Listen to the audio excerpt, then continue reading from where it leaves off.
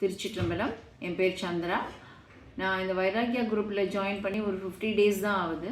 But அந்த என்ன தெரிஞ்சுக்கிட்டேன் அப்படின்னாக்கா, வைராகியா குரூப்பில் வைராகியத்தோட, அதாவது அது பேரே அதில் இருக்குது, வைராகியத்தோட நம்ம எந்த ஒரு செயலையும் நம்ம செஞ்சாக்கா அதுக்கு நமக்கு பரிபூர்ண ஒரு ரிசல்ட் கிடைக்குங்கிறத நான் தெரிஞ்சுக்கிட்டேன்.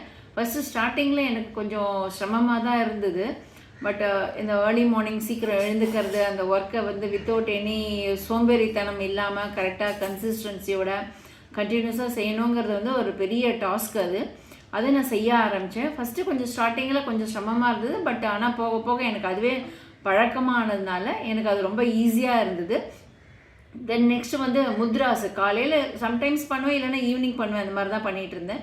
ஆனால் மார்னிங்கே எழுந்து பண்ணணும் அப்படிங்கிறத நான் டாஸ்க்காக வச்சுக்கிட்டு நான் பண்ண ஆரம்பித்ததில் சக்ரா ஸ்டிமுலேஷன் ஆகட்டும், முத்ராஸ் ஆகட்டும், தென் கிரியா யோகாவில் சில பார்ட்ஸ், அது சிலதில் நான் கற்றுண்ட வரைக்கும் அதில் பண்ண ஆரம்பித்தேன். நான் அதில் எனக்கு ஒரு நல்ல ஒரு ரிசல்ட்டு கிடச்சிது.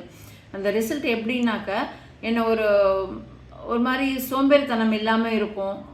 தென் என்னோடய அந்த ஒர்க்கை ரொட்டீனை கரெக்டாக ஃபுல்ஃபில்லாக இது பண்ணி நிறைய டைம் எனக்கு மிச்சம் இருந்த மாதிரி இருந்தது. எனக்கு முன்னாடியெல்லாம் டைம் பத்தாது. இப்போ எனக்கு நிறைய டைம் இருக்கிற மாதிரி நான் ஃபீல் பண்ணுறேன், எல்லாத்தையும் ரெகுலராக கரெக்டாக பண்ணுறதுனால.